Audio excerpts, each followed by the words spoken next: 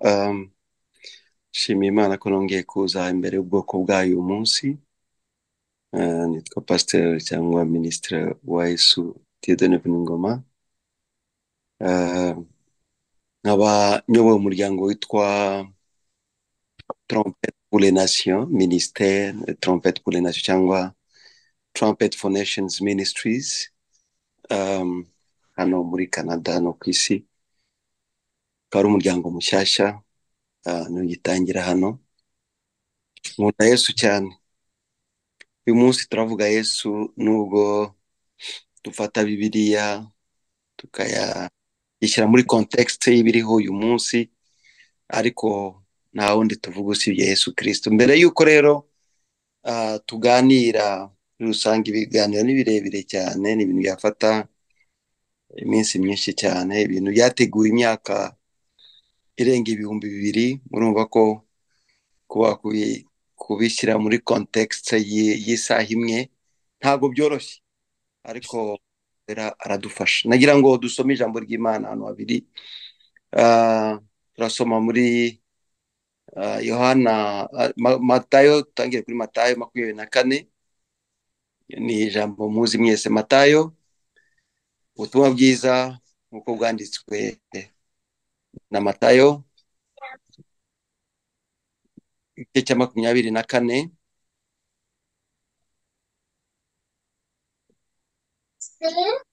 Murongo wa mbere kugira ngo twumve context y'ibyo Yesu yararimo kuvuga. Yesu asohoka mu rusengero, akigenda abigishwa be baramusanga, bashaka kumwereka imyubakire y'urusengero. Arababwira ati nimurebe ibi byose, ndababwira ukuri yuko ahatazasigara ibuye rigeretse ku rindi ritajugunywe hasi. Yicaye ku musozi wa Elayono, abigishwa baza aho hari biherereye, baramubaza bati tubwire, ibyo bizaba ryari n'ikimenyetso cyo kuza kwawe cy'imperuka y'isi ni iki? Yesu arabasubiza ati mwirinde hatagira umuntu ubayobya, kuko benshi bazaza yitira izina ryanjye bati ni njye Kristo, kandi bazayobya benshi. Muzumva iby'intambara n'impuha z'intambara, mwirinde mutazahagarika imitima, kuko bitazabura kubaho, ariko imperuka izaba itaraza. Ishyanga rizatera irindi shyanga, ubwami buzatera ubundi bwami, hazabaho inzara n'ibishitsi hamwe na hamwe, ariko ibyo byose bizaba ari intangiriro yo kuramukwa. Ubwo nibwo bazabagambanira ngo muzababazwe, ndetse bazanabica. Muzangwa n'amahanga yose babahora izina ryanjye. Nibwo benshi bazasubira inyuma, bazagambanirwa bangane, n'abahanuzi benshi b'ibinyoma bazaduka bayobye benshi, maze kuko ubugome buzagwira, urukundo rwa benshi ruzakonja, ariko uwihangana akazageza imperuka niwe uzakizwa. Kandi ubutumwa bwiza bw'ubwami buzigishwa ku isi hose, ngo bube ubuhamya bwo guhamiriza amahanga yose ibyo imperuka izahera ko ize. Ariko ubwo muzabona ikizira kirimbura cyahanuwe n'umuhanuzi Daniyeli gihagaze ahera, ubisoma byitondere, icyo gihe abazaba ari Yudayi abazahungire ku misozi. N'uzaba uri hejuru y'inzu ntazamanuka ngo atware ku bintu byo mu nzu ye.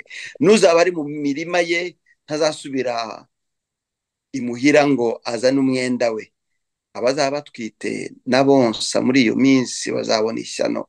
Namwe musengere kugira ngo guhunga kwanyu kutazabaho mu mezi y'imbeho cyangwa ku isabato, kuko muri iyo minsi hazabaho umubabaro mwinshi utigeze kubaho uhereye kuremwa kw'isi kugeza none, kandi ntuzongera kubaho. Iyo minsi yaba itaragabanijweho ntihajyaga kurokorwa n'umwe, ariko kubw'intore iyo minsi izagabanywaho. Iki gihe umuntu nababwira ati dore Kristo ari hano, n'undi ati hano atari hano, ntimuzabyemere, kuko abiyita Kristo n'abantu z'ibinyoma bazaduka bakora ibimenyetso bikomeye n'ibitangaza kugira ngo babone uko bayobya n'intore, niba bishoboka. Dore mbibabwiye bitaraba. Amen. Mwaza gukomeza uwo murongo wose, ariko nagira ngo dusasire amagambo tugiye kuganira mu kanya gato, kandi turangirize kuri Yohana. Turangirize kuri Yohana igice cya 11, Yohana 11 umurongo wa 8 n'uwa 9. Jean 11, Yohana igice cya 11 umurongo wa 8 n'uwa 9.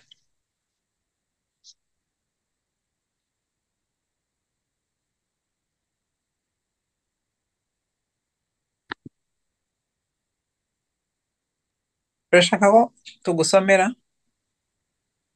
Eh, Okay.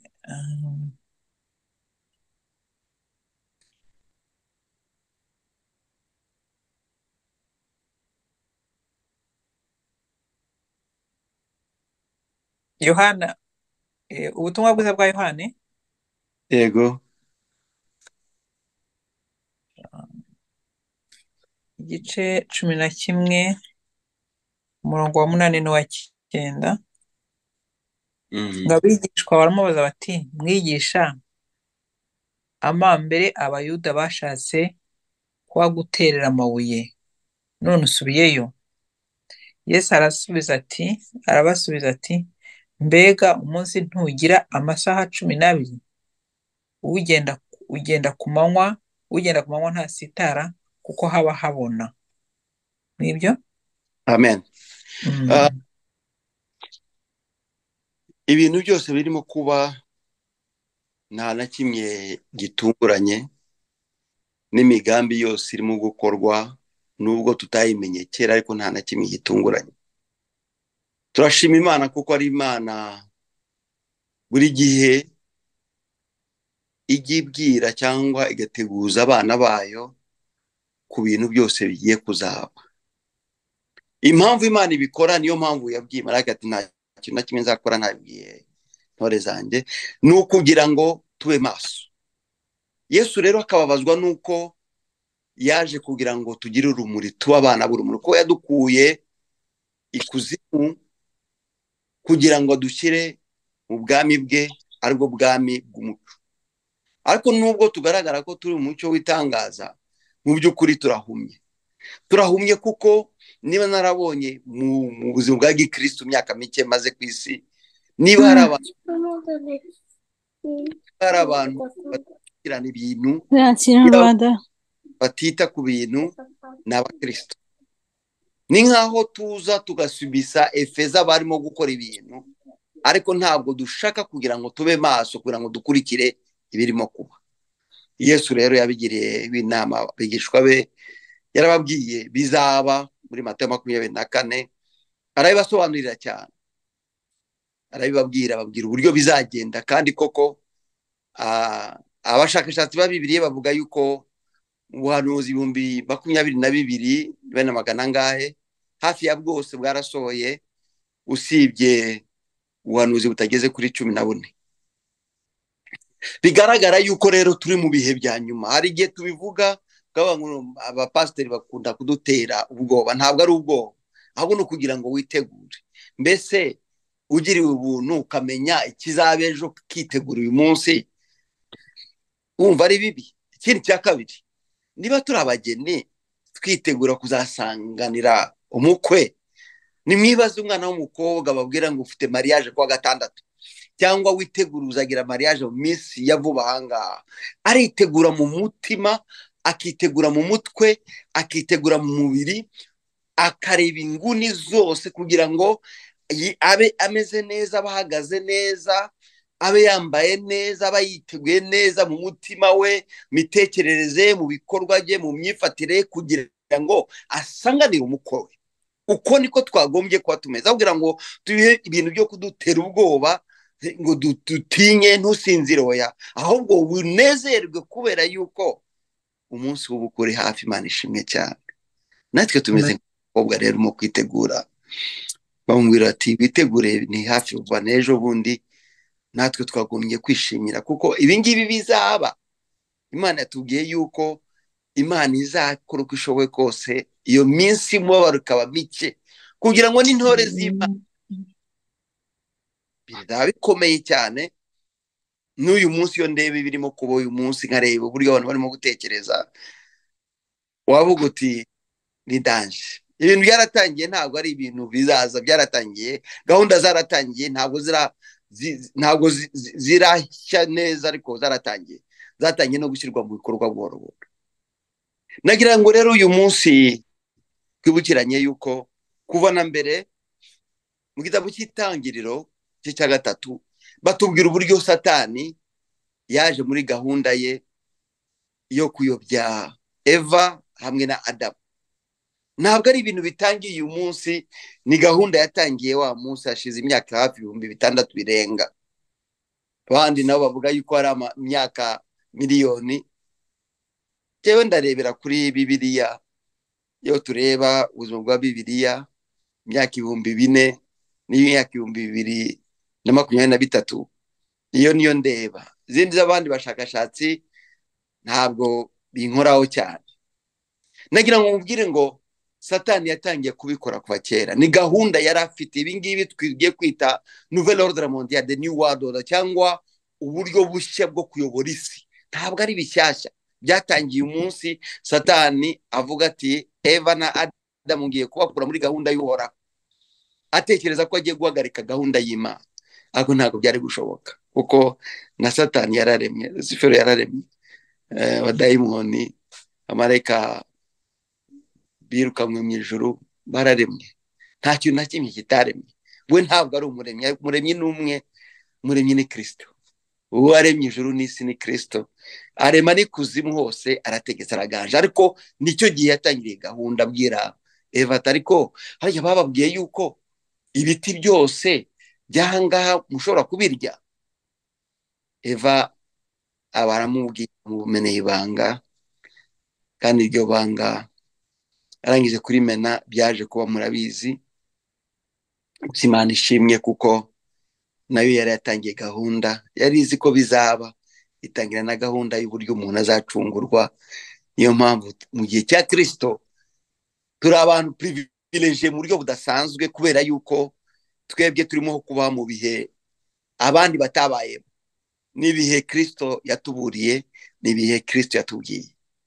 Ariko rero singiye kuvuga uburyo ibintu byagiye bitangira, uburyo Babyloni batangiye, kuko uyu munsi iyo tureba structure y'isi ukuntu imeze, amarepublika, kera habaga amami, habaga ubwami, buri gihugu cyaba gifite abami. Ariko muri system Babyloniye, kugira ngo bazashobore gufata ibihugu byose, bashwanyaguze sovereignty y'ibihugu, bagombaga gukuramo amami kugira ngo ibihugu byose byitwe repubulika.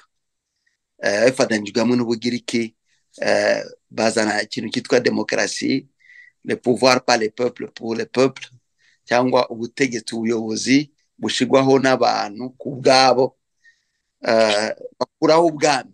Uyu munsi ku isi yose hasigaje ibihugu bike cyane bifite amami, bike cyane wabara ku ntoki.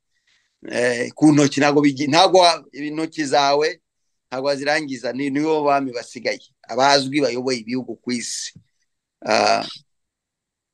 Ibyo rero bigaragaza uburyo gahunda yatangiye kuva kera. Ariko navuga yuko barimo bareba uburyo bizakorwa, ariko uburyo bizaba centralize, uburyo byakorwa mu buryo bunonosoye, bushizwe hamwe.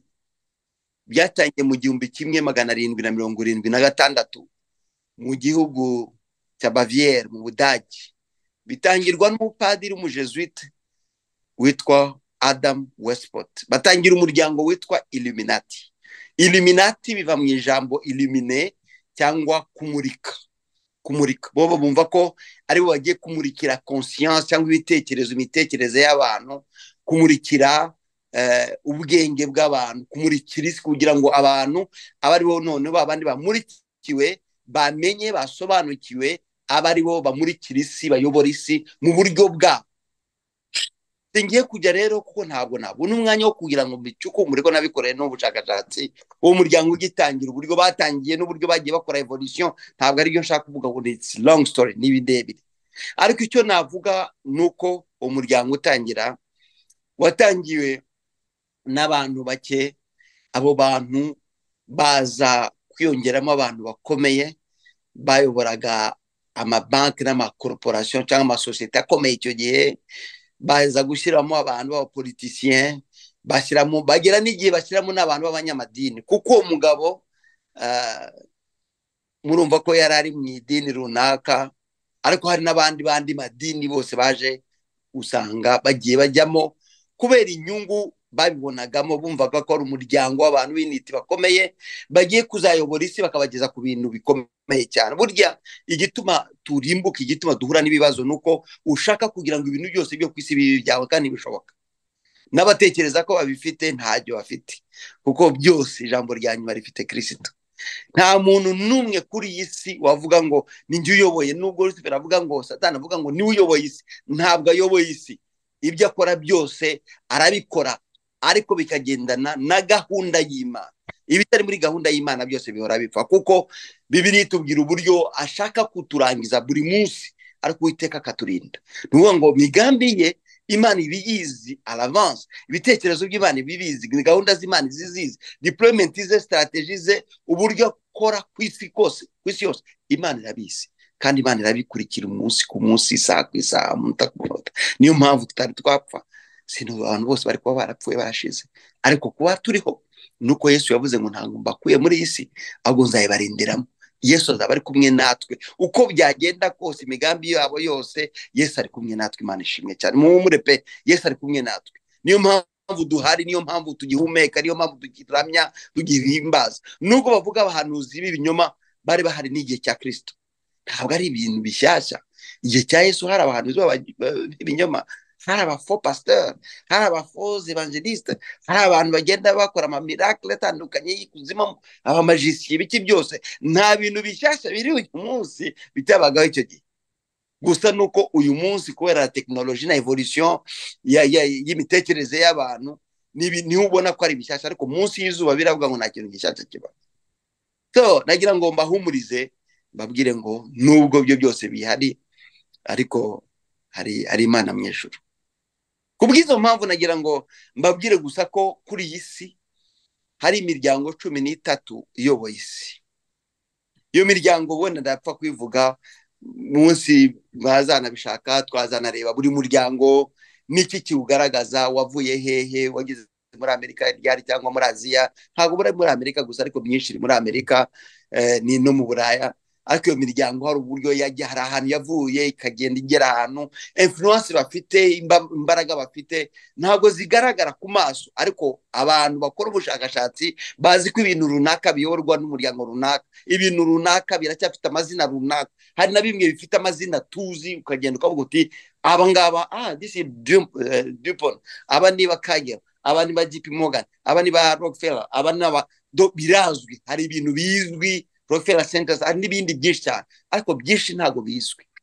Nagira ngo babwire ko uburyo iyi si abantu bari nyuma ni imiryango 13. Iyo miryango hari umuryango witwa wa Aston, hari imiryango yitwa bava mu muryango wa Aston, hari imiryango yitwa ya Bundy, aba Collins, aba Dupont, aba Freeman, aba Kennedy, umuryango wa Lee, umuryango wa Onassis, umuryango wa Rockefeller, wa Russell, umuryango wa Van Uck, wa Merovingian, ba Rothschild. Iyo ni imiryango 13 iyobora ikintu cyose kibaho ku isi, yaba inganda, yaba amabanki, amafaranga, inganda, ubuhinzi, za mine, inganda zikora intwaro, ibintu byose bikomeye ku isi. Iyo miryango uko ari 13 imaze iminsi iri mu buryo bw'ubutunzi bwo mu rwego hejuru, igenda ikora, kuko iyo ufite ubutunzi bwinshi ushobora no kwinfluencer system politique. N'uyu munsi abapolitike benshi tubona bashyirwaho n'abandi bantu batagaragara, ntabwo ari bariya mubona aribo bayitegeka, abatagaragara nibo bategeka. Ntabwo ari bariya mubona bafata ibyemezo bikomeye. Ibyemezo biva muri gahunda za agenda, za porogaramu tuzagenda twiga, zakozwe kuva kera, zigenda zishyirwa mu bikorwa n'abantu noneho bagenda bashyira mu buyobozi mu bihugu bitandukanye. Abo bantu rero bakaba bagamije iki? Bagamije ikintu kimwe, nuko babonye yuko kugira ngo isi ishobore kuyoborwa mu buryo bwiza, d'après nuko buri gihugu cyagabanya uburyo bwa sovereignté yabo cyangwa ukwishyira n'ukwizana kwabo. Buri gihugu kikagabanya liberté cyangwa uburyo bakora ibintu. Buri gihugu cyose kikagabanya uburyo bareba amategeko mu rwego rwabo kugira ngo bayirebere muri rusange. Buri gihugu kikagabanya uburyo bwo gushyiraho systeme ya ekonomi y'ubutunzi, y'ubukungu, bashingiye ku byo bo babona bafite, ariko ntibashingire ku byo isi irimo kugaragaza aho barimo kujya. Buri gihugu gishyireho porogaramu ijyanye n'ubuvuzi hamwe na porogaramu ya education, atari ijyana n'ibyo bo bashaka kugeraho muri buri gihugu, ahubwo iby'isi muri rusange ishaka kugera. Buri gihugu ikurikire, ibe nka kwa kundi ihene n'intama ikurikira gusa mushumba, isi yose igira umushumba umwe, aba ariwe bakurikira gahunda ze. Uko niko iyo gahunda yitwa Nouvel Ordre Mondial, the New World Order, iyo niyo gahunda ihari yatumye noneho bavuga bati aho kugira ngo habe ibihugu b'ibihangange bikomeye, reka noneho ibintu by'ubuhangange bw'ibihugu biveho, habeho noneho umuryango ukomeye. Uwo muryango uzagira umushumba umwe kandi abantu bose bahinduka intama ze, abayobora uko ashaka. Iyo niyo gahunda ihari 1776. Reka mbaho urugero rumwe gusa. Sinzi niba muri mwese hari umuntu ufite idolari rimwe, $1 note. Natubwire niba hari umuntu ufite idolari rimwe.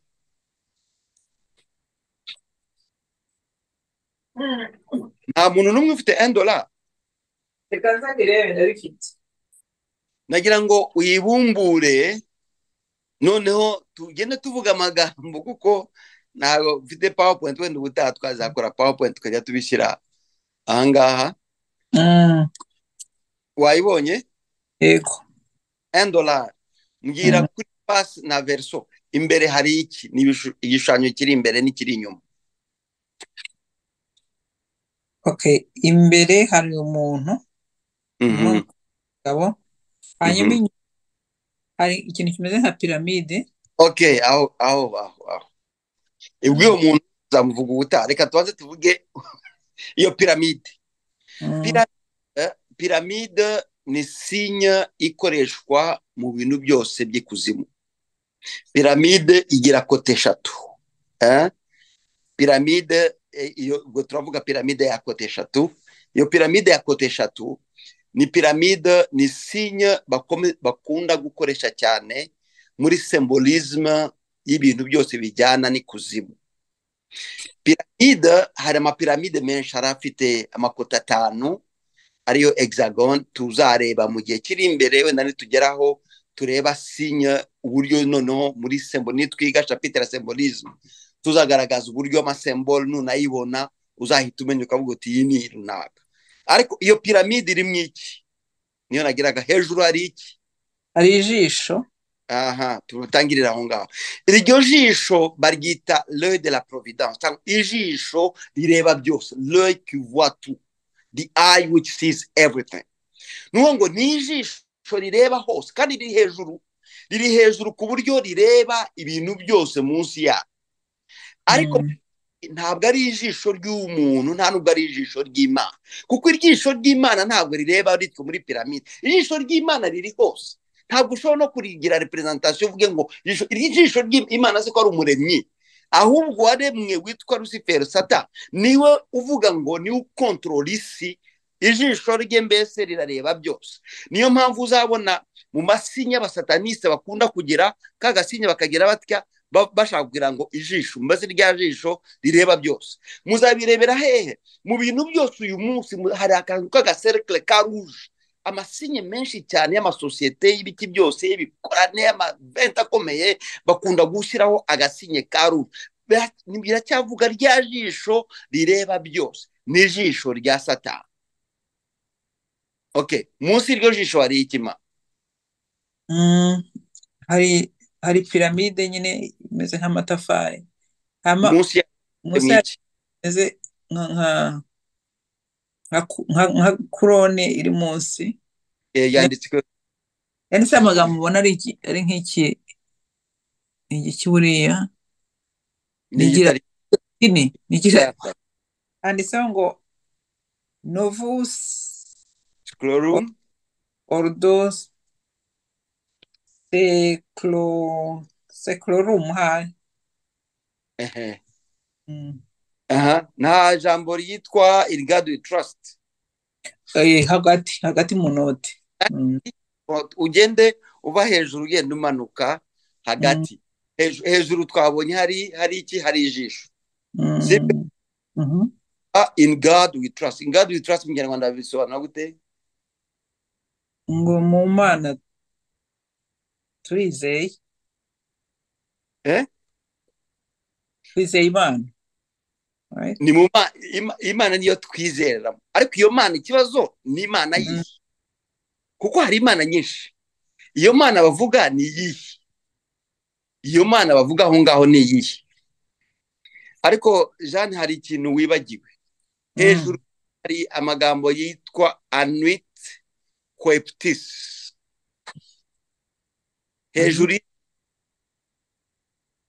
sibyo yego hejuru y'ijisho ijisho ryonyine riri mu kapiramide gatoya ariko kari hejuru ya piramide yindi ifite levels 13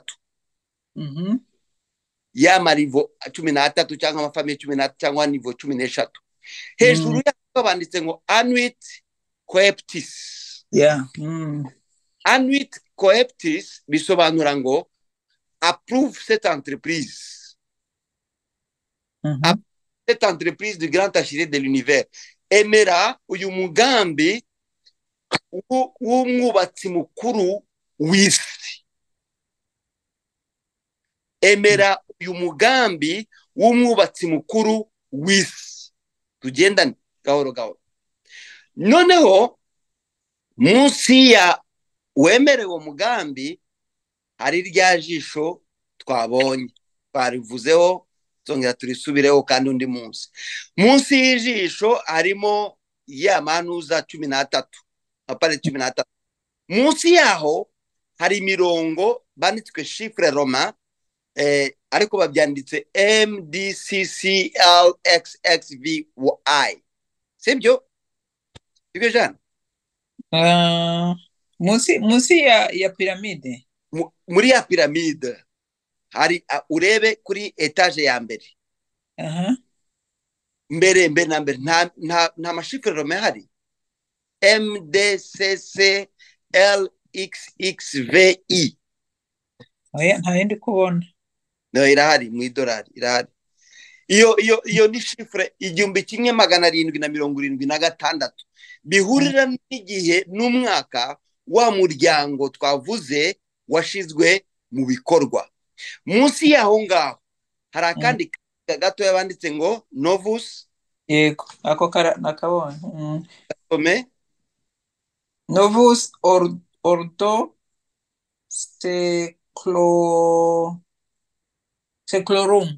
seclorum nouvel ordre secteur cyangwa mondial ahanga ni ya new world order uburyo bushasha bwo kuyobora isi mu buryo mbese bwo kwisanzura iyo nouvel ordre mondial yatangiye mu 1773 isaba abantu kugira ngo bemere iyo entreprise nshashije iyobowe n'ijisho rireba byose bakabyita munsi gute ngo the great seal cyangwa le grand sceau so nuko ngo tampo ni kashe mu yandi magambo iyi ni kashe, nta muntu n'umwe uzayisibanga, nta muntu n'umwe uzayikuraho, because it's the great seal.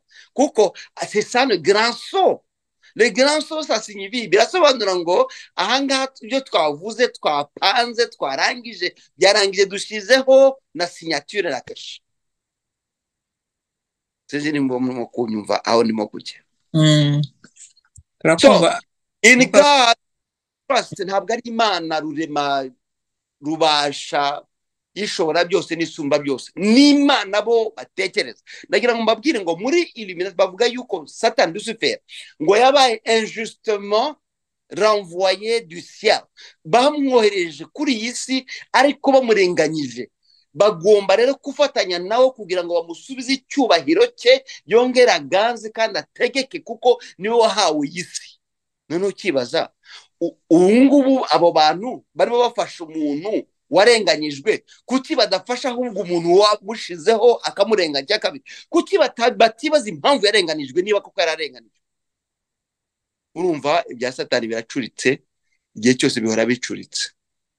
Ariko gahunda zose ziriho mu isi, tuzavuga nituvuga agenda 2030, nituvuga the blue ocean contract, nituvuga projet ARP, tukavuga ibiki byose ibikontorora byo mu kirere by'amavuni, amasantere CERN, tukavuga santere z'ubushakashatsi z'i Vatikani kubyerekeye byogajuru n'ibiki byose za amavuni, ibyo byose gahunda n'imwe, ni ukugira ngo abantu barebe uburyo buhamye bushobora gutuma isi yose ibayoboka, isi yose ibakurikira, isi yose ibumvira, kubumvira ariko mu buryo utabaza, kubumvira mu buryo udakesitioni kirimo kuba. Nuwa ngo ni kugenda kwa kundi kw'intama zigiye kuri bushe.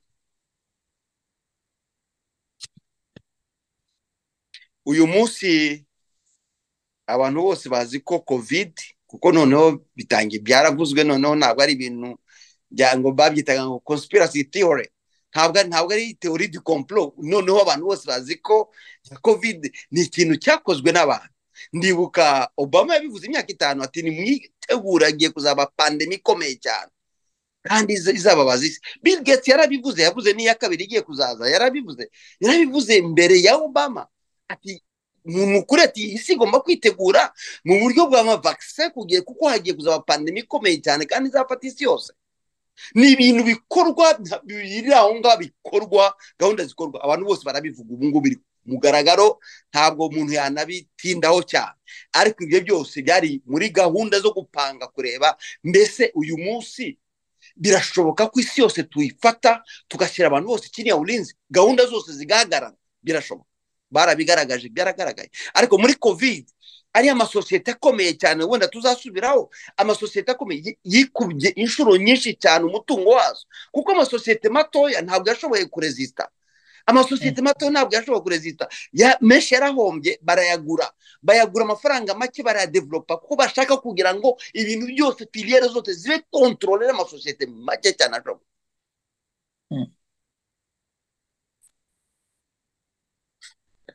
Abatekereza ngo nabyo ngo ni theorie du complot, muzabaze ni bande bacuruje amavaccin ya covid, ari ama entreprise pharmaceutique, abactionnaire bakuru ni bande.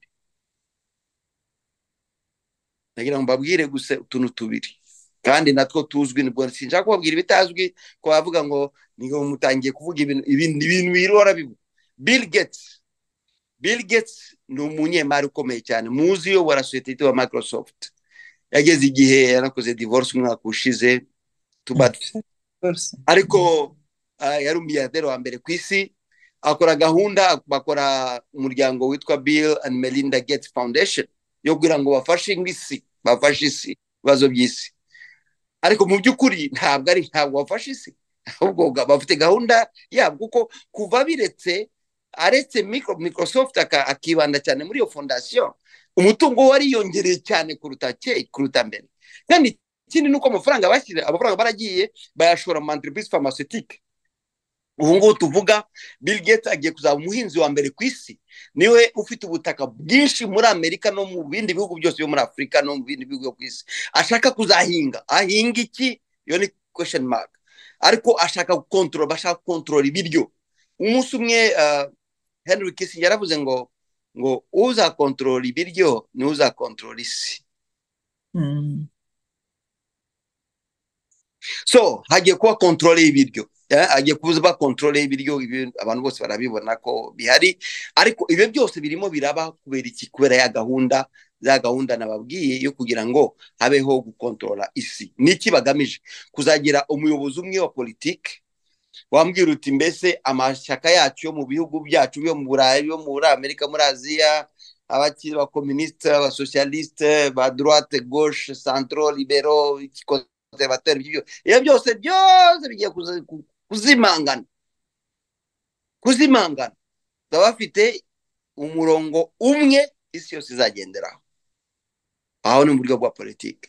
Mu buryo bwa ekonomi, urebye neza mu myaka 20 kuva ya crise ya 2008 yo muri Amerika, byarabaye kugira ko barimo hari ikintu bagira muri cadre ya nouvelle ordre mondiale, ordo abcao nawe ni mu gitaliyani. L'ordre parle des ordres, nuko ngo bagakreya desordre ahantu, bagakreya ibibazo ahantu, noneho bakaza nk'abantu bazanye ibisubizo. Ariko muri ibyo bisubizo bazanye gahunda yabo kugira ngo ishyire mu bikorwa, kuko iyo wakubititse uri hasi icyo wakubwiye cyose baragikora. Natanga urugero rw'abaye Union Européenne nyuma y'intambara ya kabiri ku isi habaye ibibazo bikomeye cyane. Uburaya bwose burakena, bakubitika cyane, bavuye mu ntambara ya mbere yo ku isi. Haja ikintu cyitwa Plan Marshall. Plan Marshall yashizwe mu mafaranga n'abande na Amerika, ariko kuyishyiramo amafaranga babahaye amakondisiyo na n'uyu munsi akibagora. Niba mwumva muri Ukraine ibibazo bihari, nta gihugu cyo muri Union Européenne ishobora kwigobotora muri OTAN kuvuga ngo ati reka duhagarare niturwane n'Uburusiya. Niki? Ni ukubera ayo masezerano bagiye bakora kuva mbere. Ni ibibazo birakomeye cyane, ariko icyo nagira ngo mbabwire nuko bashaka kugira ngo système économique ihinduke ibimwe.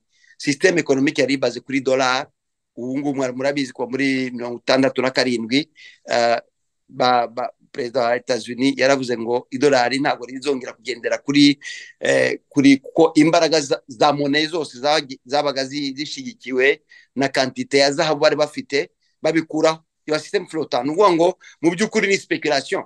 Idolari rero bashyiraho sema petrodolari kuva muri 2007. Ejo bundi murabizi ko Saudi Arabia yaravuze ati twe tuzajya ducuruza peteroli yacu no mu yandi mamone, mu mamone RMB y'Abashinwa cyangwa mu maero cyangwa mu yandi. Umuntu wese uzajya kutugurira afite monnaie iyo tuzayifata. So hari ikintu barimo basenya rero ki idolari ubu ngubu rigiye kutagaciro, ibibazo bikomeye cyane. Hari n'abantu bavuga ngo ayo masosiyete menshi ko ari abanyamerika bazemera gute. Nabonye kuvuga sizi imbuga zimwe ndiho abantu barimo bavuga uburyo Etats-Unis ikomeye ngo uzagera gute.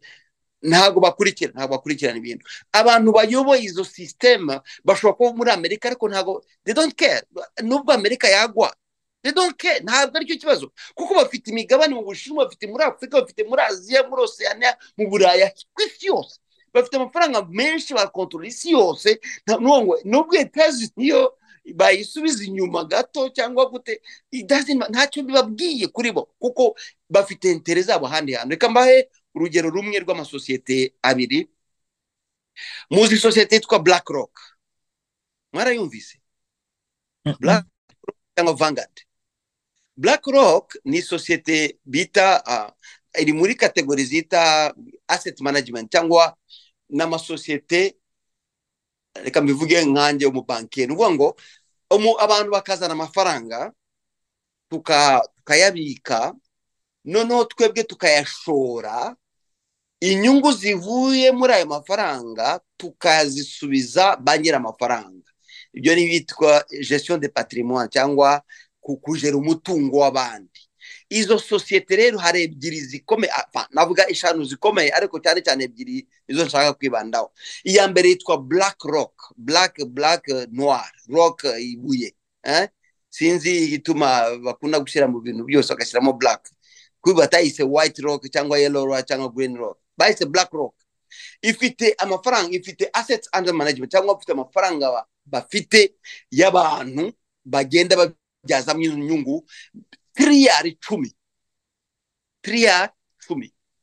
Trilliard imwe ni miliyari igihumbi z'amadolari. Sosiyete ya kabiri yitwa Vanguard Group. Vanguard nayo y'Amerika. Vanguard nayo ifite miliyari 8,500. Ariko rero aho nshaka kugira ngo mbahe urugero ruto, Union Européenne ukuye mu Bwongereza ko ntago uri muri ya 27 bibi 27 ya Union Européenne, umutungo wayo wose wa Union Européenne uyu munsi uvuze ngo ndagurisha uburaya bwose ni triyari 16. Izi sosiyete ebyiri zonyine zifite hafi triyari 18. Ni ukuvuga ngo izi sosiyete ebyiri, kandi ikindi ngira kunzi vuge, BlackRock niwe majority shareholder, niwe ufite imigabane myinshi muri Vanguard nawe akagira imigabane myinshi muri BlackRock. Ariko kugeza uyu munsi nta mushakashatsi uzakubwira abactionnaire ba nyiri izo sosiyete uko ari ebyiri, ariko twebwe tuzi ko ari ya miryango 13. Ni ukuvuga ngo ze amasosiyete uko ari 10 amasosiyete abiri arakontrola umutungo urenga umutungo uburaya bwose bufite. Aya masosiyete abiri ari mu bintu byose bishoboka, ari muri petrol, ari muri assurance, ari mu mabank, ari mu ma commodities, kugurisha ibintu bisanzwe, zahabu, mining n'ibiki byose, ari mu pharmaceutical, ari mu ntwaro, ari mu ndege, ari mu bintu byose. Bashora ahantu hose, kuko iyo bashoye barashora hano. Ntabwo waza ngo uje ngo gure imigabane myinshi muri Vanro nubwo ufite amafaranga, urinde se, bakuzi heze, uje muri gahunda yihese, uzi ibyo barimo se, uzi gahunda bafite. Ntabwo bashobora kwemera buri muntu wese, kabone nubwo amakisiyo makeya aba ari hanze buri muntu ashobora kugura, ariko amakisiyo ntabwo waba, nubwo ufite umutungo mwinshi uvuge ngo ngewe ngiye kugura muri BlackRock nguremo 30%, 20%, ntabwo byashoboka. Kabone nubwo mwavuga ngo mufite ubutunzi bwose bw'igihugu murabushyiramo, ntabwo wabemera.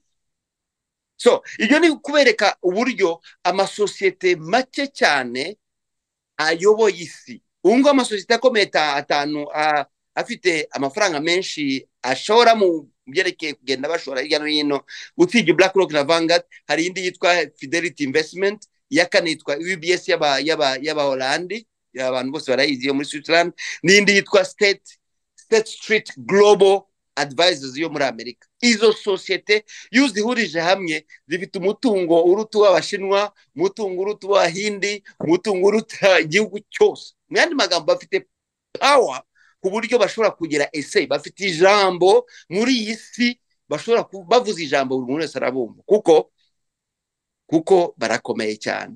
Muri reconstruction ya Ukraine sinzana arimo ngo bisomeje ubundi bavuga ko bakeneye nka miliyari 900, ariko sosiyete imwe hanga ishobora gufata miliyari 900 bakashyiramo bakareconstruire Ukraine babishatse. So nukushaka kubabwira rero uburyo system economique bashaka kwicentraliza kugira ngo yose iyoborwe n'abantu bamwe. Icya gatatu kirakomeye turangirizaho muri introduction, tuzakomeza kwa gatanu, ni idini rimwe. Kuko baravuga bati ibibazo dufite 80% y'ibibazo dufite muri Nations Unies ni ibibazo bizanwa n'amadini. Nations Unies imaze imyaka myinshi cyane barimo batekereza uburyo bashyiraho idini rimwe ryakusanya amadini yandi yose. Nimutekereze mwenyine mwakabyarama, abantu basenga ibishushanyo, abantu basenga inka, abantu basenga ibiti, abantu basenga inzoka, abantu basenga izuba n'ukwezi, n'abantu basenga Kristo. Abo bantu babashyiramo ugakuramo imvange imeze iti, kabone ngo dukunda kurya imvange. Iyo mvange ntabwo yaribwa, ntabwo byashoboka, nta nubwo biva, ntabwo byumvikana, ibishoboka. Amatière de spiritualité, ntabwo muri spirituality wavuga ngo urafata abizera biriya n'abizera biriya ngo bashyire hamwe kugira ngo bose bahe umurongo umwe, ntabwo bibaho. Ariko birimo birakorwa uyu munsi. Hari birimo gukorwa muri Nations Unies, ariko na Papa w'i Roma ari mu gukora ikintu cyitwa Conseil Œcuménique Mondial, World Council of Churches. Conseil Œcuménique Mondial kera yari yahuzaga abantu bose bahuriye kuri Kristo, ariko uyu munsi ntabwo ariko bikimeze. Buri mwaka papa ahuza umukuru w'ababudisita, umukuru w'abahindu, umukuru w'abataoisme na shintoisme, umukuru w'abaismaliye, umukuru w'abisilamu, umukuru ari amadini ko meme n'abakristo n'abapantekote bamwe n'abandi barimo. Abo bantu barahura, urahura na mufti mukuru wa Saudi Arabia, uhure na mufti mukuru wa University ya Cairo, uhure na mufti mukuru wa Irani, uhure na mufti mukuru wa Saudi wa Dubai cyangwa wa Qatar. Mwicare muvuge ngo muzahuza ngo mwese musenge murasenga gute? Ngo barashaka abantu ngo bagire ibitekerezo bimwe kugira ngo bazane amahoro ku isi, bose baharanire same values. Ntabwo bashobora kuharanira same values, they don't have the same values. Hari izo bavuga banditse, ariko hari nizo tuzi. Ibintu bya spirituality ntabwo ari by'abantu baba banditse, ni imyuka. Hari umwuka wera uyoboye itorero rya Kristo, hakaba n'indi myuka. None iyo myuka se irajyana n'umwuka gute? Ntibishoboka. Urumuri rukajya ahantu rugahura. Anyways, bo niko babitekereza, bumva ko bazakora ino organisation. bakoze ino organisation izahuza amadini yose yo ku isi kugira ngo baharanire amahoro ku isi. Ntabwo amahoro atari umwami w'amahoro uyazanye, ayo mahoro ntabwo yitwa amahoro. Ntabwo bashobora guharanira amahoro, kuko na Nations Unies kuva muri 1933 bayishyiraho yari objectif ya Nations Unies no kuzana amahoro ku isi. Na hamwe tuzi Nations Unies yazana amahoro ku isi. Bazana amahoro gute se? Kandi muri Kongo bamaze imyaka 20 n'inga, ubu barimo barashaka kuzagenda. Amahoro bazanye muri Kongo ari he? Muri Sudani bayazanye he? muri Afghanistan bayazanye he? Bayazanye muri Iraq. Ni nta hantu na hamwe Nations Unies yazanye amahoro, parce que birumvikana kandi ndabyumva. Nations Unies ntabwo yazana amahoro, kuko Nations Unies ntabwo ifite amahoro. Amahoro afite Kristo. Keretse niba bavuga bati reka twese tuyoboke Kristo, icyo nicyo cyaba kivuzo cyanjye, bose bayoboke Kristo. Ariko ntabwo bishoboka, kubera yuko hariyo agenda yo kuyobora isi. Hakabaho system politique imwe, bwazaba umuyobozi umwe wa politique. Habeho system economique imwe, bashaka cashless society, bashaka ngiye kiri imbere nta noti zongera kugenda n'ibikoroto, bazajya bakoresha monnaie virtuelle. Kandi bazajya banakugenera, ubwo ndabivuga nk'umubanke, bakugenera amafaranga bavuga bati muri expenses zawe turabona wowe urimo udepansa menshi cyane, ntabwo uzajya urenga yangaye, kandi amafaranga yawe niyo ngo uzanayagira, ariko bashobora no kuyabloka. Ubu ngubu hari itegeko muri Canada bashyizeho bank central, nubwo wenda nayo nzayibabwira. Amabanki central ntabwo ari amabanki y'ibihugu, ahubwo ni amabanki y'amasosiyete prive, nayo tuzabivugaho mu gihe kiri imbere. Gusa nuko aya mabanki bashyizeho bavuga ngo bahaye uburenganzira amabanki yose kuba bahagarika konte y'umuntu batamubajije, batamuhaye ibisobanuro. Ukaza ugasanga konte yawe bayifunze muri Amerika cyangwa mu Bushinwa cyangwa hari hose, bayifunze kandi nta ntibago bisobanuro. Kubera iki? Ukagenda aho umwe ugashaka ba lawyer bikaba birebire, kazafata imyaka, hagati aho ngaho bari baragusubiza inyuma. So igihari nuko bashaka kugira ngo habeho system economic imwe, system idini rimwe, habeho na system politique imwe, ku buryo buri gihugu kizongera kwiyobora, aho ibihugu bizajya biyoborwa mu buryo w'isi. Uyu munsi hari system bagiye bashyiraho, hari parlement mondial iye kuzakomera mu gihe kiri imbere. Amategeko yayo azaba afite imbaraga kuruta amategeko afatwa mu bihugu byigenga. Hari FMI na Bank Mondial nibo bayoboye ekonomi y'isi, mu buryo barimo bashyiraho izo system ku buryo habaho system economic imwe. World Economic Forum muzarebe neza ubu ngubu amanama ukuntu agenda akurikirana. Habanza Council ya Bilderberg, hakakurikira Forum Economic Mondial, hagakurikira G7, hagakurikira G20. So uko abambere nibo bashyiraho umurongo, bakabiri bagashyiraho undi murongo, bagatatu bagashyiraho, bakazagira igihe abandi bashyira mu bikorwa. Hari abandi banibesha ngo BRICS, ngo uzakuraho Amerika, ngo buriya system yari hari yose BRICS ni bande? Ba BRICS ni bande? BRICS ni Russia, n'Abahinde, n'Abashinwa, n'Ababraziliens, n'aba South Africans, kandi noneho bagiye kwemerera Iran, bagiye kwemerera Ethiopia, Egypte, Argentine, bagiye kwemera Saudi Arabia, ibihugu bitanu niyo bemeye ubu ngubu n'ibindi bashaka. Ako ibyo bihugu byose amasosiyete ari muri ibyo bihugu yose ayobowe n'abantu, ni investissement zizi sosiyete ziranga. Mu yandi magambo bashobora kubareka mugakreya kiri, cyangwa hakaba aribo bababwira ati mugende mukreye kiriya kugira ngo kiriya kigira imbaraga, tuve muri systeme ya bipolaire tujye muri systeme ya multipolaire, ku buryo bakomeza kuyobora isi bitewe na systeme bashyizeho. Nibo barimo babiri mwinyuma. Abura ngo abashinwa se ni barimo bari muri ibi ngibi mu kimwe 1769 Conseil Babi de Berger yabaye mu Rwanda, niyo yashizeho gahunda abanyamerika kugira ngo bajye bazamure Ubushinwa bwarazamutse, Ubushinwa burakomeye uyu munsi, ariko nubwo bakomeye still nabo bafite ba bose babo.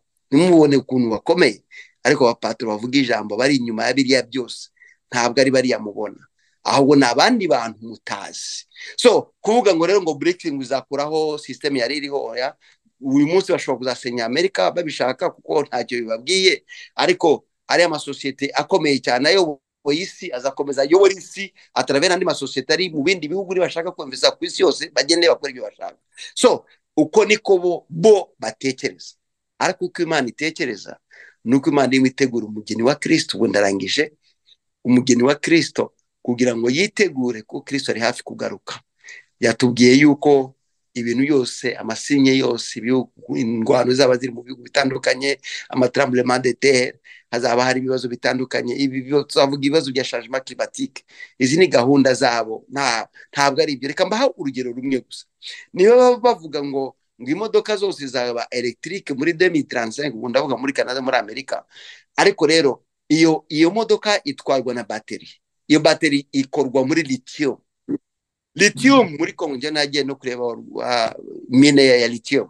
Iyo lithium kugira ngo ushobore gukora bateri imwe upolluye ikirere mu buryo bukomeye cyane. Mu yandi magambo murapolluwa wenda mu Bushinwa, noneho muzane noneho bateri yitwa ko noneho yo ntabwo pollution ihari, kandi noneho iyo pollution y'iyo bateri deja yarakozwe, ariko mwayikoreye ahandi mu kindi gihugu.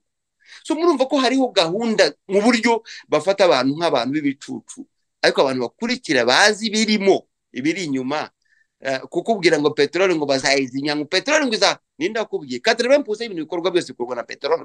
Ntabwo peteroli ishobora kuzahagara n'umunsi n'umwe. Niwe ikindi amatriya y'amadolari yagiye kubaka amainstallation petroliere ku isi yose n'ay'abandi. Ni Seven Sisters, ni amasosiyete agizwe na babandi ari muri ya investissement ya amasosiyete twavuze. Bwese bazafata iyo investissement zabo zose bazikubite hasi kugira ngo bitangike. Ntabwo ari ibyo ngibyo. Ibyo bavuga ku maradiyo n'amateleviziyo n'ukuri kurahandi ni ibintu bibiri bitandukanye. Nagira ngo mube maso bene data. Ubu ngubu ndangiza, igihe kirageze, nta kazu yaza kazongera kuba mu bwami bw'Imana. Either uri mu Mana byavre, cyangwa uri kimvundu, uri mu byaha, urivurugutura akora ibyo ushaka byose. Ibyo kuvuga ngo uri hagati, uyu munsi ukaba kizwa, ejo ukabivamo, uyu munsi uri mu mwuka, ejo ukajya mu myuka, uyu munsi ngo ndakomeye, ejo ukaba uri hasi, byo birarangiye. Kuko umuntu uzajenjeka muri ibi ngibi bazamurekipera fasino, ariko umuntu naba ferme. Biriya tubwiye ngo ariko uzihangana akazageza kumeruka azakizwa. Ndifuza yuko wowe urimo kunkurikira aho uri hose wihangana, ushaka Kristo, usenga kuruta uko wasengaga kera. Nangiza babwira ngo iki mu bibazo byinshi nagiye nkora evaluation y'ubuzima bwa Gikristo imyaka yose, mbona abantu tuba mu matorero twakuri mapante kote n'iki cyose. Let me tell you something. Ntabwo tugira igihe cyo kwicara ngo dukore evaluation buri munsi. Ubu yo dukora evaluation y'umutungo wagize, ugakora evaluation y'akazi wakoze, ugakora evaluation y'ibyo uzakora ejo n'ibiki byose, ariko se mu mwuka evaluation ukora ni ni he wari wakora evaluation ukavuga uti mu gitondo nari mvuze ko nkora ibi ngibi kugira ngo beheshe Imana ishimwe n'icyubahiro, mbese nabikoze? Niki nakora ejo kugira ngo ndusheho guhesha Imana ishimwe n'icyubahiro? Niki nakora kugira ngo nsengane mu bwenge noneho kuruta uko nasenze ejo? Niki nakora kugira ngo nsabane n'Imana kuruta n'ibindi bihe? Niki nakora kugira ngo ngire kuramya Imana by'ukuri? Ese kuramya n'indirimbo cyangwa kuramya ni attitude, ni caractère, ni bikorwa byiza, ni myifatire yanjye, ni mivugo yanjye ihesha Imana ishimwe n'icyubahiro? Niki ukagira evaluation ukavuga uti navuye hehe? Mbese kuba nakizwa ni hehe navuye ngeze he niki naretse nakijijwe ndi umujura nakijijwe ndi umusambanyi nakijijwe ndi umunyamatiku nakijijwe ndi umuntu utekereza nabi nakijijwe n'ababarira nakijijwe mbeshya nakijijwe na n'uyu munsi uracyari wa wundi please igihe kirageze ugomba gukora evaluation yawe kuko nutabireba neza muri isi turimo uyu munsi aho amaso ama ovni nuwo ngo hari amaso ameza bashaka uburyo bazana ihogajuru bizajya bikontrola ba contre mind y'abantu barangize deux la population mondiale bafite gahunda itangara umuntu nadagara mu mana neza uzabura icyo ufata n'icyo reka depression uzagira anxiety suicide ziyongera kwiheba kuzaba kwishi cyane abantu benshi cyane bagiye kwiheba bazabura akazi muzi ko kubera intelligence artificielle utuzi twishi tugiye kubura nubura akazi bizagenda gute wari watekereza uti ndamutse nafite akazi nabaho ni igihe cyo gushaka imana bene da reka dushaka imana utajenjeka reka dushaka imana nta kindi dushaka iruhande nubwo washaka amafaranga ni byiza ugomba kubaho you have to pay the bills ugomba kwishyura amafacture ariko gira umwanya wo gushaka amaso y'Imana umwanya wawe prioritaire ugire gushaka imana wumve imana ukora ikimana gushakaho nubikora waca mu mazi waca muriro uko bimeze kose ya mana yabanye na Shadraka Abdenego na Meshaki mu muriro ya mana yabanye na Daniel mu rwobo rw'intare ya mana yabanye natwe muri covid ni ya mana izabana natwe n'uyu munsi nejo kugeza umunsi Kristo azagaruka asange witeguye ushobora kuza imbere y'Imana ugashimana kandi ugahimbaza Imana Yesu aguha umugisha ntuzongere kujenjeka ahubwo dushaka Imana twivuye inyuma Imana ibaha umugisha kadusenge amen amen ikibazo ku bibazo tuwavuze ya introduction noneho niba ufite ikibazo niba nta kibazo dusenga Imana genda gifite nifuza ko tubwira kuri Israel gatoya ukurikije ibyo byose bavuze aho Israel ihagaze n'icyo bayivugaho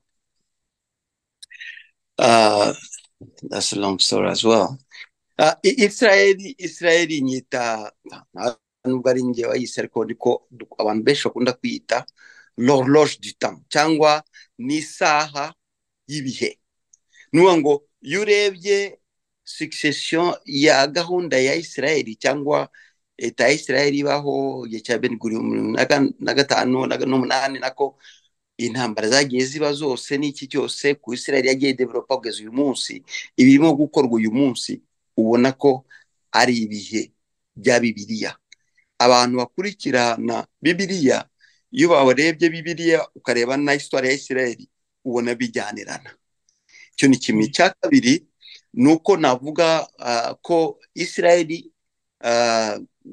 darindi yo muri 2018 nagiye muri ya byo gutwara abantu hari abantu nandi ngiye kubonana nabo tukunda kubona nabo kenshi so banjyana barambwira ati tuzi ko uri umupasiteri nyuma ya business reka tugende tukwereke l'Institut du Temple itwa l'Institut du Temple l'Institut of Temple bangejejeho mpura n'umurabe raberande barambwira ati wa mwana ayiro umupasiteri ni cyane ni nkunda Kristo cyane ati ati utwa dutegereje basiya ndabizi ko ari byo ariko mwaribeshye nangira kumubwira araseka cyane arambwira ati kamubwire wa mwana we atahanga twebwe twarangije gutegura uburyo bwo kuzubaka temple ya Salomo kandi tuzayubaka hanga kuko iyo Institut du Temple iri Yerusalemu handi iruhande rw'aba mosque atatu ahari ya mosque ya Dôme du Rocher Al-Aqsa ya musigiti atatu y'abisilamu ari aho ngaho kandi yubatswe kuri fondation za temple de Salomo ya kera bo rero barangije kuyubaka babubatse temple de Salomo ariko en pièces détachées muri architecture moderne uyu munsi birashoboka ko wakubaka inzu ya kera kandi ukayiha forme kwa kundi ukoresheje material z'iki gihe ariko mu buryo bugezweho ambwira yuko bafite instansible ibikoresho byose byo mu nzu y'Imana by'icyo gihe barabifite kandi barabiteguye kandi bategereje akanya gato ndambaza ni ko kubaka temple de Salomo byafashe imyaka myinshi ati no ati hari kera ati bizadufata amezi 3 gusa ngo duhagarike temple de Salomo ni none se nimara kwihagarika ntizaba intambara ya gatatu yise ati tuzayihagarika tuzayihagarika kandi dufite Imana ikomeye kandi izayihagarika. None se bizagenda gute nimara kuyubaka? Ati no, tuzayubaka kandi noneho dutangiye tuyisengeremo, kuko Masiya naza azahagarara aho ngaho noneho natwe turokore. Ariko icyavuyemo nuko barimo bategura n'abarabo barabizi, babategura uburyo bwo kuzasenya imisigiti, bubake mu mezi 3 temple ya Salomo. Hazaba hari intambara ya gatatu y'isi iteye ubwoba. Ariko iyo ntambara hari umuntu uzahaguruka kujya kuyosha, kuko ibihugu bizaba byananiranye bashaka bakora ama negociation atandukanye, ariko byananiranye. Ariko hazaza umuntu azaba afite imbaraga zikomeye cyane ku buryo azayihosha, ababwire ngo muze twumvikane, muze mbashyire ahantu hamwe Abarabu n'Abayahudi tumvikana. Azinjira muri temple de Salomo, namara kwinjiza muri temple de Salomo avuga yuko azatuka izina ry'Imana, noneho bafunguke, kuko bo naza bazagira ngo ni Masiya uje, wa wundi imyaka yose bazi ko ari uzabacungura. Icyo gihe none biba nkaho ari voile yari ku maso ivuyeho, bamenye ko atari we Masiya wa wundi banze, Kristo ari we waje koko, bose bakizwe, kuko bazabona ko nta yindi chance ihari, kuko uzahakana ibyo avuze bazamwica, bose bazakizwa. Iyo biri no muri prophecy biblique bizaba. Ariko ibyo byose bizaba itorero ryaragiye, gusa ibibazo bizakomeza bibe hagati ya Isirayeli n'abantu, ntabwo bizatungana. Gusa icyo nababwira, muhumure, Yesu yagabanyije ya minsi y'imibabaro kugira ngo n'intore z'Imana zitazahasigara. Ntabwo ya Yesu wowe uhagaze mu Mana by'ukuri, apana w'idini. Ntabwo tukiri mu bintu by'idini. Nibyo Imana yambwiraga, yarambwiye nkigeranga maze imyaka 2 ndimo gusenga, yarambwira ngo iyi myaka yose wabaye mu pastor warimo guforma abafana, tangira noneho uhindura abantu bose kuba bigishwa. N'umwigishwa wa Kristo bakwica rwasonza wagira gute. Paulo yavuze ngo niki cyantandukanye n'urukundo rw'Imana? Niki? Nizabirzi n'amafaranga n'ugusonza, n'ukubura umugabo, n'ukubura abana, n'ukubura umugore, n'ukubura inzu yahetse tugira inzu. Nyambwira abantu hanga people, oh we have house, mfite inzu. Inzu yahe? Inzu mara imyaka 25 ari ya bank. Warangiza 25 ubwa musoro wa leta w'inahanga. Iyo mateko yanga avuga imyaka 6 utishyuye umusoro barayiteza cyamunara. Inzu ntabwo ari ntacyo na kimwe cyacu tugira. Icyo dufite ikomeye, dufite umutungo, dufite n'agakiza. Le seul que nous avons dans la vie, c'est Jésus-Christ en nous, l'espérance de gloire. Niwe gakiza, niwe byiringiro byacu by'ubwiza. Iyo ni investissement. Ndio akazi kanje ndi umukonse muri investissement. Fasha abazungu kugira ngo bafate amafaranga yabo tuyatubure bakire bamererwe neza. Ariko mbabwije ukuri, investissement ikomeye cyane ni ukugira agakiza muri Kristo, ni ukuba mu Mana. Haleluya. Yesu abaha umugisha. Amen, amen. Dusenge kwa gatanu, muzana abandi bantu noneho twinjire mu bwina, babwire za plani zihari, bani ibimenyetso bimwe na bimwe mujye mubimenya, dufunguka amaso dukurikire. Ariko hamwe no gusenga, reka amasengesho y'abera niyatuma byinshi bitagishyirwa mu bikorwa. Bizashyirwa mu bikorwa bien sûr, ariko ntago bishyirwa mu bikorwa mu gihe bo bategereje, babishyirwa mu bikorwa mu gihe cy'Imana, kubera amasengesho y'abera b'Imana. Niyo mpamvu utagomba gutinya gusenga. Reka mbabwire, wasengaga gaho please iri sahi, at least isahi kumu. Yesu yararubutaga kawa giti vraiment n'abantu muzi ibyo turimo, muzi gahunda, muzi isi turimo, mwana niwe gusenga ni sahi imwe. Please ujye ufata isaha uhimana mu buzima bwawe, at least minimum uhimana isaha imwe ku munsi. Ushobora inkwakuzi, ushobora gutanga 10%, 10% y'umunsi wawe ugasenga, ugafata ibike mu gitondo, saa 6 na nimugoroba, ugasenga Imana ukagira 10%. Wowe uzaba ushikamye nk'ibuye, nta kintu kizakunyeganyeza, kuko Imana izabana nawe kandi gukoresha ibikomeye cyane. Mbabwije ukuri, yo senga nge mbona abantu baguruka, mbona abantu Imana ibo kwakoresha ibintu bikomeye bitigeze bibaho n'amaso yacu. Mbona abantu basenga baguruka, mbona indwara zikomeye zazindi bakaduha ibiryo byo kutwica, tugasenga byose bikaba bizima, nkabona ibyorezo birakire mbona, mbese nkabona abantu barimo barazuka. bantu b'Imana, ibyo mbona mu mwuka, iyo mbona abakristo bameze batya nyenyenyenye, say guys, what's up guys, come on, haguruka mukanguke, dukanure, igihe kirageze ushaka Imana. Reka dusenge. Data, turagushimiye kandi turaguhimbaje mu izina rya Yesu Kristo. Tugushimiye kuko Imana ibihe watubereye Imana, twarakubonye na n'uyu munsi uracyari Imana, uzahora yitwa Imana, kandi witwa Imana yitwa ndiho. Nicyo ngushimira Imana, ndagushima n'ukuri Imana iriho, ntago wapfuye nka za zindi ntiwagiye, ntukiboneka, urahari, ubana natwe buri munsi, kandi uzabana natwe kugeza kuri wa munsi. Ishimwe n'icyubahiro byawe. Ndagushimiye rero Mwami Imana uyu mwanya mwiza tuganiriye n'ubwoko bwawe Mana, tuzi ko urimo kudutegura kugira ngo dukanguke kandi udukanure, uduha amaso yo kubona, uduha amatwi yo kumva, ariko cyane cyane uduha ubwenge bwo kukumvira, twumve icyo utubwira tugishyire mu bikorwa, bityo tube babandi babigishwa bawe. Urakoze Mwami Imana kuko uhaye umwe wese umunyantege nke mwongere imbaraga, wakigendaga mu nzira y'idini urimo kuremo Mwami Imana, muhe gushikama muri wowe Mana, wasubiye inyuma umusubize mu ruhongore mu izina rya Yesu. Utwuzuza andi mavuta adasanzwe.